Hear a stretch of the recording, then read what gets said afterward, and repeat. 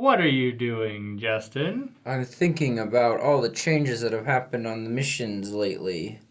And it has turned you into some kind of sweater monster? Well, I'm just wondering what could be next. If missionaries can talk to their families all the time now, are missionaries also going to be able to wear sweaters on their heads all day?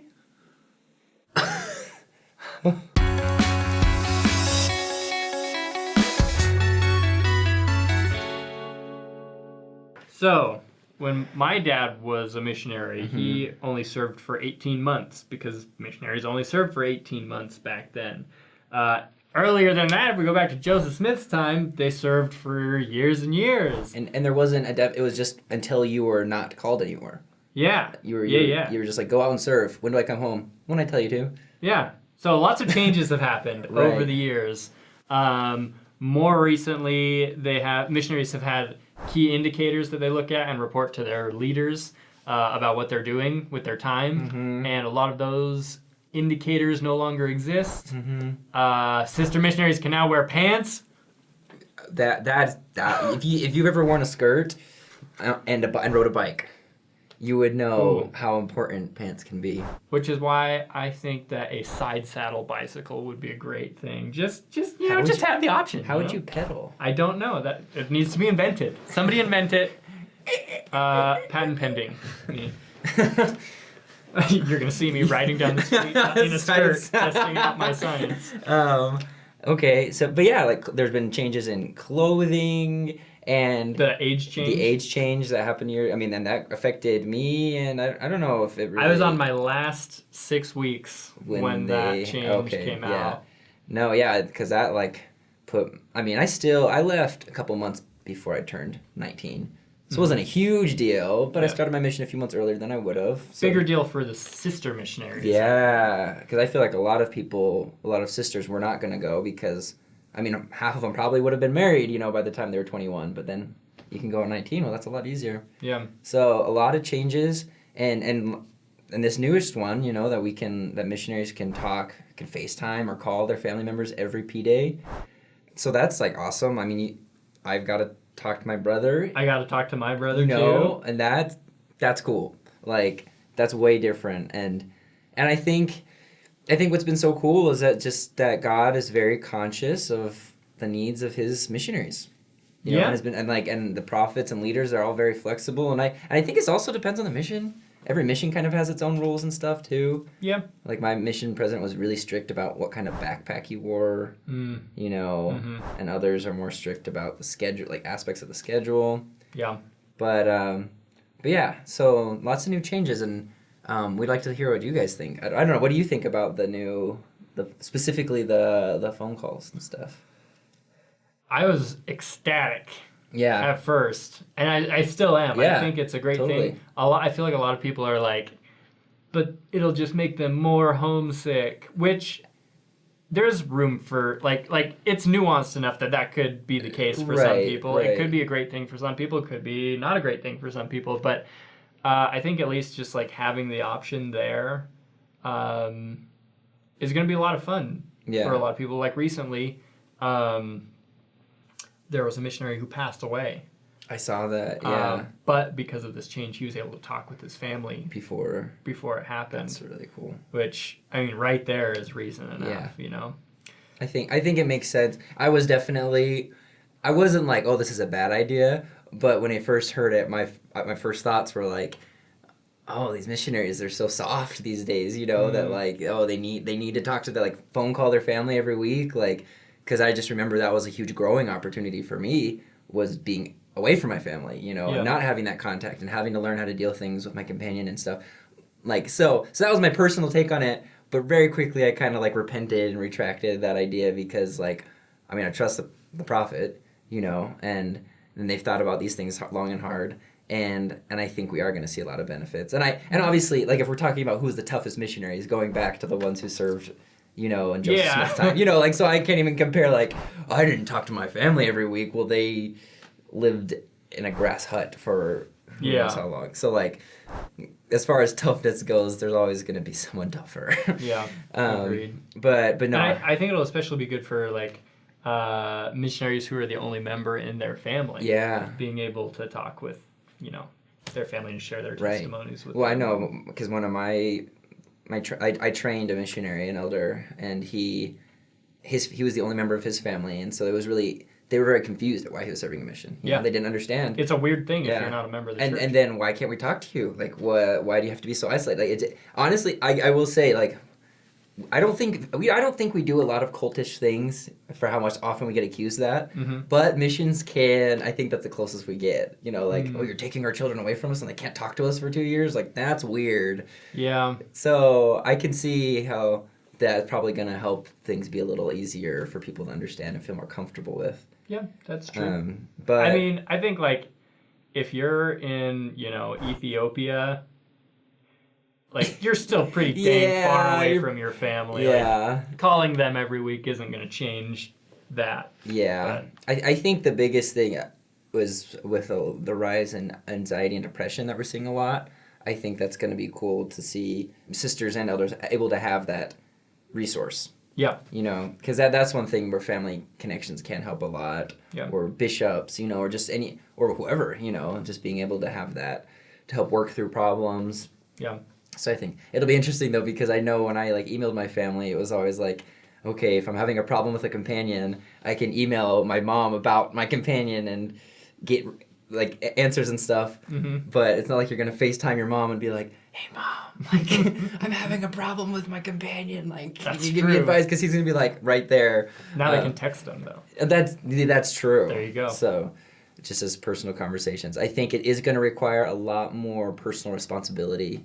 On the. And I think that's the way the church has been moving, moving from 3-hour church services to 2-hour church services. Yeah. It's it's on you guys. It's not the church just making rules for us. Same thing with home teaching versus ministering now. All these changes are giving us a lot more freedom, but accountability for our own actions. Yeah. Which is not a very cult-like thing to do. Very much not. And if anything, kind of, it's scary to me because that means, first of all, I think the second coming is getting that much closer because we're being that much more prepared. Yeah. And then and it requires, when you're more accountable for your actions, for good and for bad.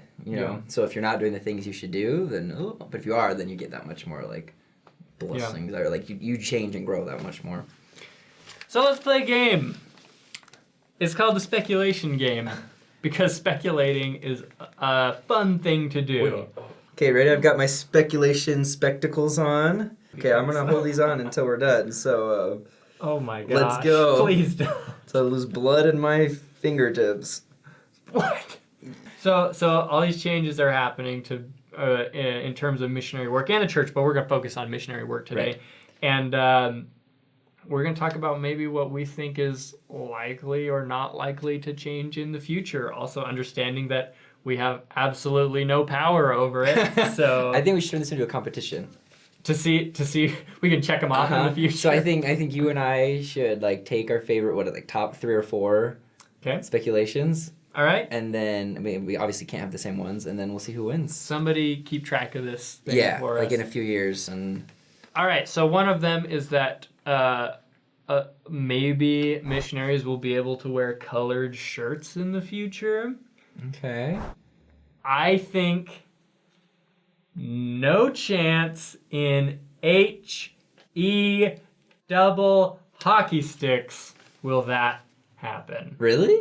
I think it's always going to be white shirts. Really? I actually had the same conversation with a friend.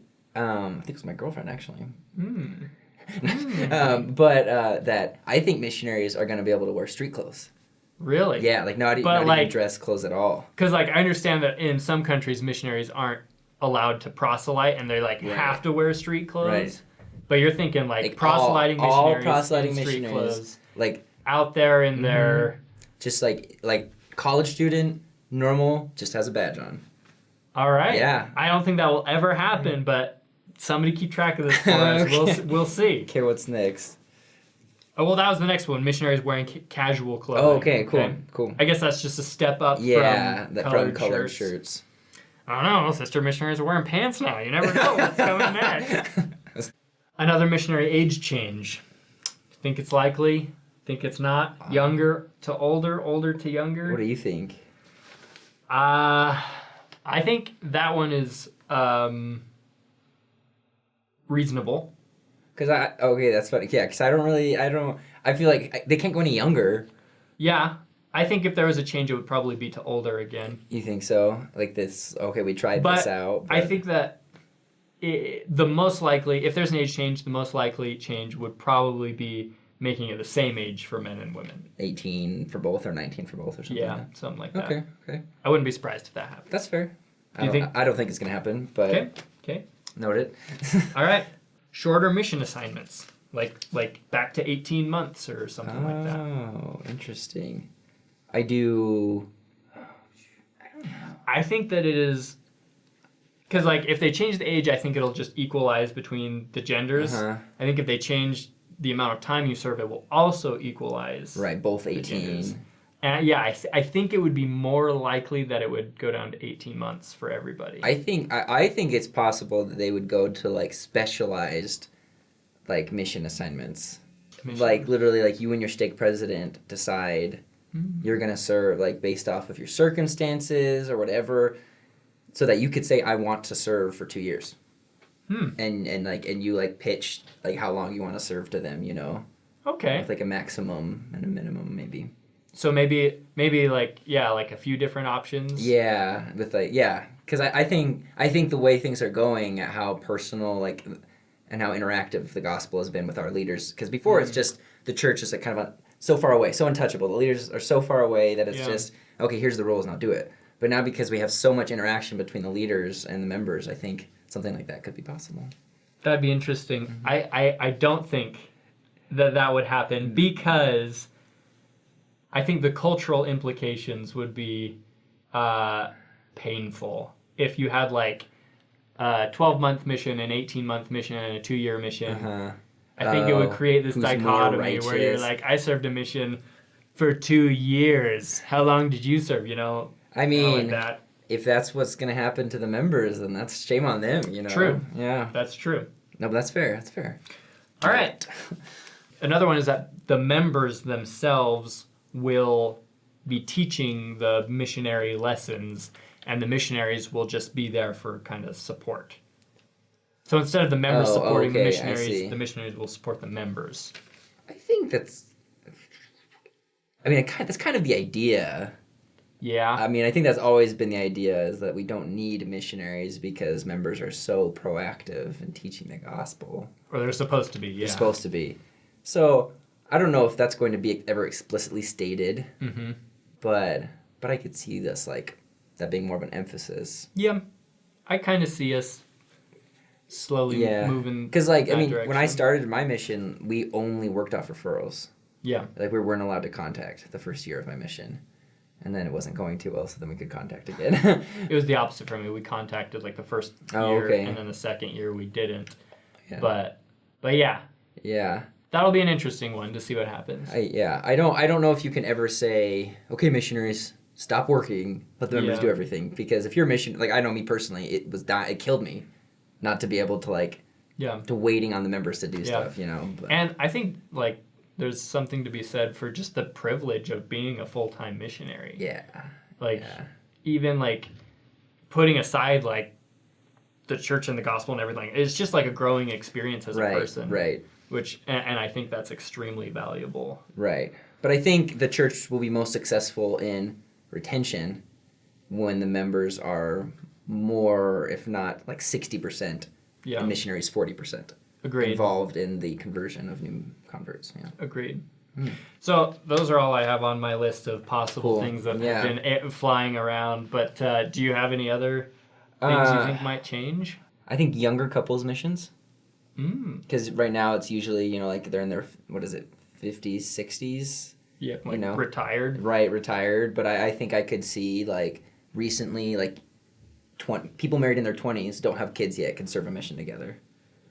I see that happening. That'd be interesting. Because I think there's just been this path, you know, like you graduate, you get married, you have kids, blah, blah, blah. But I think the world's, like, kids are different these days, you know? That's not really the path that everyone's taking. That's just not the cultural norm right now. And so I think the church might accommodate for that. because I wouldn't mind, like serving a mission with my young wife. Yeah. Yeah.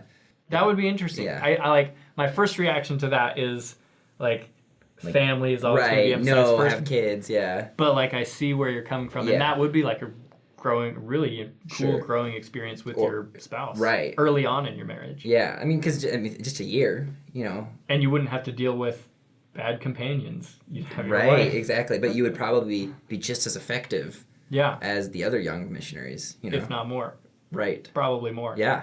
So, I mean, that's just a thought I had. I think it would be cool. But I think the church does have such an emphasis on starting a family that probably... For now. Yeah, but I don't know. It's a thought. I don't know. What about you? I'd like to see the missionary library expand Oh, okay. to a lot of different resources. Because I think Like outside the church resources? no, I'm fine with the church resources. So have more, like, in-depth manual, like... Well, I'm just saying, like, the James E. Talmage's Jesus the Christ isn't gonna like prepare you to answer questions about polygamy and Sure. stuff like that. So I would like to see like even just the saints volumes Cool. thrown in there. Yeah. Or maybe even, like, a new version of Preach My Gospel that has, Yeah. like, how to deal with... Well, the online version has changed in some places. Okay. Like, it's kind of a living document. That's cool. Yeah. Yeah. But Because I agree, like, with, like, there isn't any... Because missionaries face a lot of questions that aren't dealt with in the missionary handbooks and stuff right now. So I think that'd be cool. Yeah. I think my final speculation is that missionaries will be able to have a choice of either a unicorn or a dragon companions. Can you imagine if, like, you just came flying in on a dragon and you're just like, hi, we're from the Church of Jesus Christ of Latter-day Saints. Would you like to be baptized? People would just be like, yes. That's true. Baptism by fire. I could see that one definitely happening in the future if dragons were real. Thank you. Or unicorns. Right. I'm sorry to break it to you, though. That You don't know that. You literally do not know. What you're about to say All right. is not something you know. Yeah, you know what? That is a speculation. I respect your opinion and your beliefs, good sir. All right, well, really wasn't a lot of doctrine in this video, just speculation about stuff. But share what your thoughts are with us in the comments and Like. Yeah, all that stuff. Subscribe. Too. And I hope you enjoyed this episode of Speculation Spectacles with Justin and David. It started off really strong. The spectacles thing, that's I can't get on board with it yet. I hope you enjoyed this episode of DJ. Okay. David Justin. An afternoon. And you are a DJ. A DJ afternoon. We'll work on it. We'll work on it. Okay.